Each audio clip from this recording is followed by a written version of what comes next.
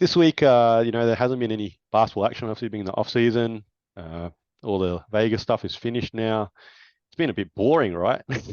And besides, I guess I don't know, LeBron's son went to hospital, and I don't know what else happened this week. I actually don't know what else happened this week. The content's a little bit scarce at the moment for what's going on in the NBA world.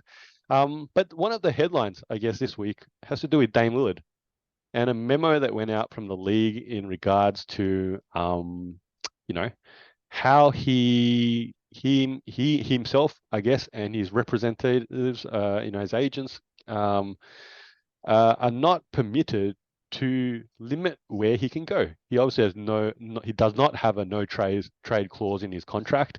So in theory, Portland can send him anywhere, and in theory, Portland can do whatever they want with him.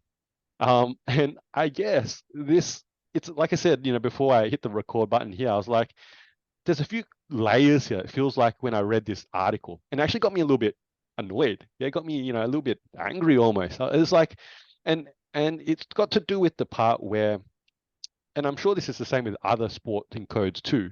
But if Dame Lillard wants to go to Miami, so what?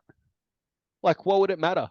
Like, if he wants to go to Miami, let him go to Miami. It to me, it doesn't matter. It's the same thing as I want to go get a job at this organization. You wouldn't say no, you can't. Yeah, you're not allowed to. Somehow something like that, unless that would not occur to the general person. And I guess if he wants to go to Miami, so what? And then the second part of that is because super teams don't work because I think that's the thing. 1 in 10 super teams might actually get to the finals, and barring injury, okay, they might go and win it all. But he goes to Miami, cool. They're going to be dangerous, absolutely. Will they win it all? Maybe. Are they guaranteed to do so? Absolutely not. I don't know. What do you reckon? You went wrong that we pitch these takes and we see how things go. I hate it. I really do. And there's a couple of reasons why. So ultimately, in our personal lives, right, or in our personal slash professional lives, if we chose to leave an organization, we have some repercussions that follow that, right? So if we breach a contract, there can be some legal ramifications. If we damage a reputation, that can influence future employment. And so people can come at us like that.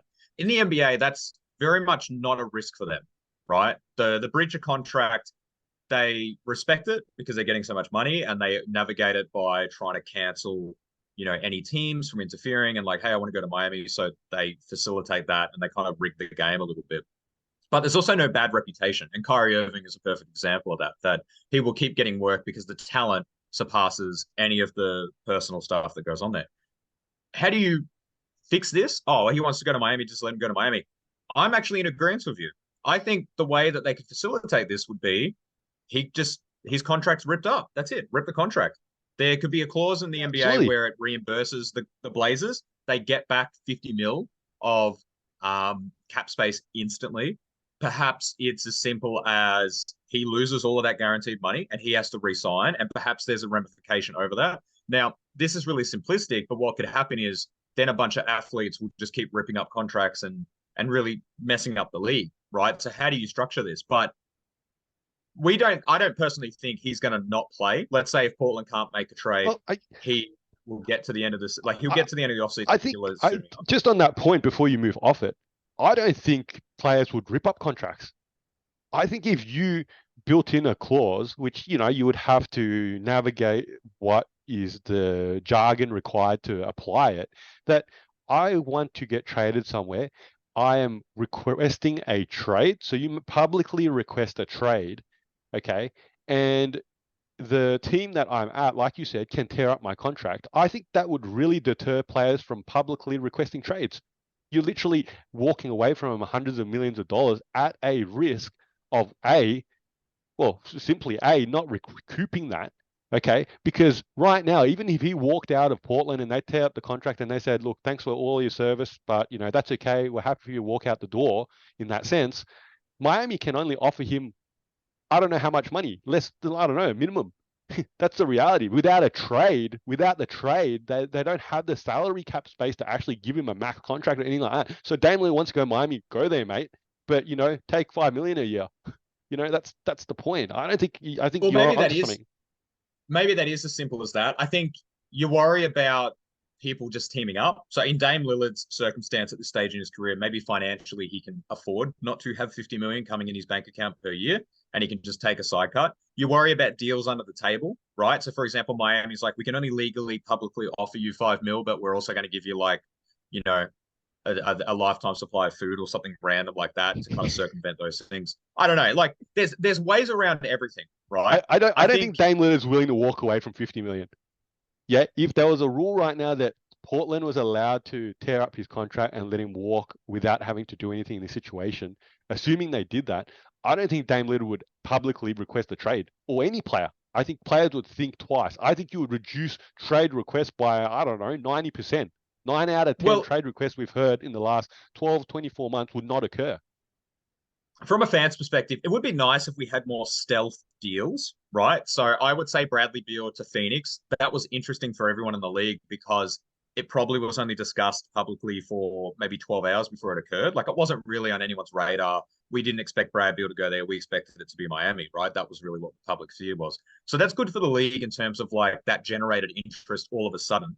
Because this Dame Lillard thing's going to get dragged out. He might end up in Miami, but it might take kind of similar to Kevin Durant's timeline where it doesn't occur for almost half a season.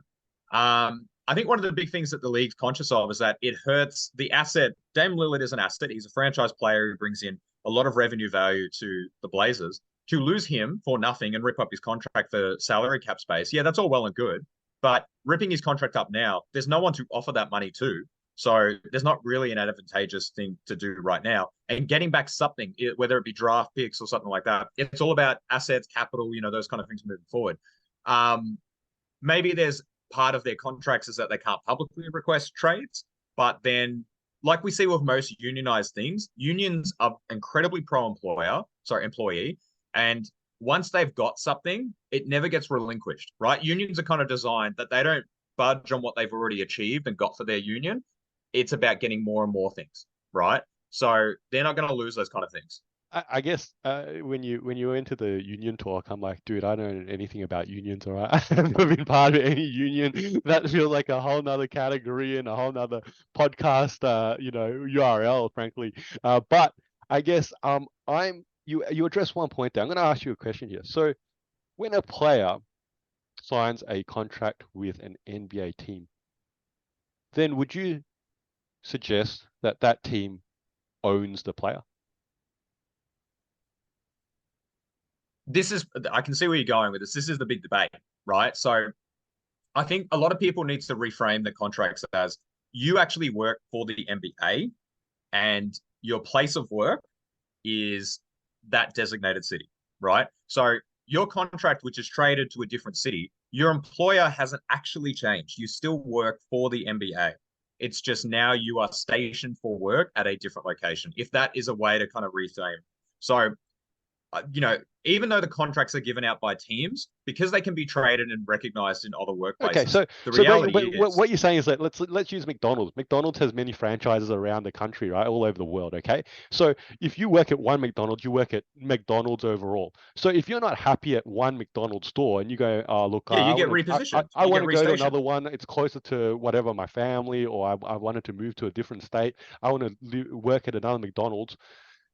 You would rarely, in that case, and of course we're talking not a millions of dollars contract here, but you'd rarely have the resistance that, mate, you're abandoning our store and that, we're going to be one staff member down and obviously we're going to go somewhere else, even if I'm the best staff member there at that McDonald's store. So I think I'm not buying how you're framing this, because it comes back to the question here, does the league, you're effectively now saying, you're not saying the organization or the team, you're saying, does the league own their players? And therefore, if they own their players, they can do what they like with it because they own them, like you buy a trophy or a figurine and put it on the shelf because I own it.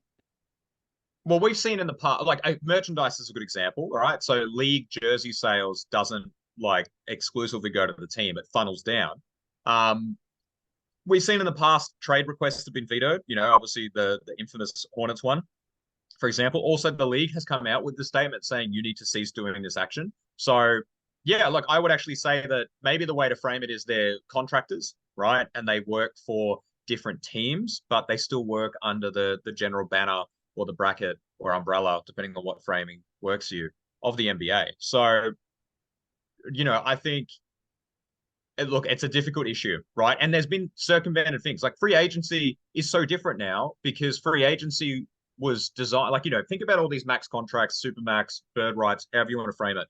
All of this was designed to help teams keep their players. But what it's turned into inadvertently is these teams give you the best contract. So I will sign that contract, but I didn't actually want to stay with them. And so I'm going to force my way out to not stay with them. So free agency and trading a player after signing a supermax, for example, both of them end up in the same destination, which is the player ends up leaving the team. The only difference is, and this, depending on how you frame it, free agency screws over a team, right? When LeBron left Cleveland, they got nothing, right? They got absolutely nothing for him leaving. A caliber player like that, we're talking face of the league, leaves, you get nothing for it. Now, at least you get assets back. And the assets may be terrible, but you get something opposed to absolutely nothing. And that's kind of the whole framing of why Dame Lillard's trade request to Miami is bad because it hurts trade value and assets.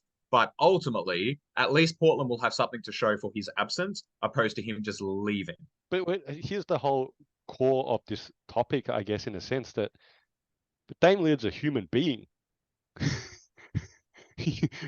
That's the point, right? If he goes, I no longer want to live and work in Portland and I want to live and work in Miami, if he can gain employment in Miami, then there shouldn't be anything stopping him. I think you're going to have a very hard time getting sympathy from the common folk when most of us have. Well, here's the thing. Most of us have worked a job that we have disliked for a substantially lower amount of money, percentile wise, based on cost of living, right? So get another job. Just get a different job. What do you mean get a different job? It's not that simple. People are locked into money. Like, he has kids, he has responsibilities and that, but the difference is that the amount of money that's coming in, like, he has generational wealth coming in, right? And if he hates his job, right, okay, and he has to and there's rules that he has to follow. Yeah, there are rules that he has to follow, which we've sort of outlined throughout this podcast. But at the end of the day, and you suggested an out is that they tear up his contract and go to Miami. That's fine. Okay. But he's a human being. That still comes back to that point there where I guess when I read this article, like I said a few days ago, I was like, this is crazy, because it was like, mate, you're just supposed to smile and grin and go, oh yeah, I'm happy here, but I'm not. Like, I don't know. It feels like a layer of the NBA that is, probably needs to be reconsidered now in today's day and age. All right, I'm going to reframe it in this standpoint. All right, I've had this thought for a while. It's something a little bit separate. The whole idea of capitalism is that you're trying to climb to the top, right? I'm trying to accrue as much assets as possible or much wealth as possible, right? And the thing is, people who get to that point, they work really hard and we have to admire them and we respect that. But the problem is, anyone below on the pyramid, right? We are envious of that person in that position. So ultimately, as a human being, empathetically, Damian Lillard deserves to be happy, just like all of us do. We deserve to have health and satisfaction and whatever else that is on Maslow's hierarchy of needs. But ultimately, Damian Lillard does not spend any time thinking about if I'm happy in my job, in my life. He doesn't think about you. He doesn't think about any of our listeners. He doesn't think about anyone who watches this video. He doesn't think about anyone who stumbles across this clip. He does not care about any of us. And his generational wealth is going to allow multiple generations of future Lillards to not care about people like us at all. So if he's unhappy going to his job, well, him and I can relate on something from time to time, because I don't always enjoy my job, and I don't think you always enjoy your job. But the difference is, percentile-wise, in terms of salary, the amount of money that he makes is more in 1 year that I will make probably across my lifetime, even with a couple of smart investments. So no, I'm not going to sympathize with Damian Lillard because he's unhappy going to his $50 million a year job, because ultimately I'd kill to be on like a two-way contract on one of these teams, because it still ends up being more money than my average day-to-day job. So I'm sorry, I can't join your little outrage here. Did you take a breath there? But I love it. And I'm going to hit stop recording because we lost everybody when we got to Maslow's theory or whatever crap that you spouted out. But hey, we got a three-part soundbite there, all right? This is Two Guys with Spare Time. I'm Fowz, this is Nick.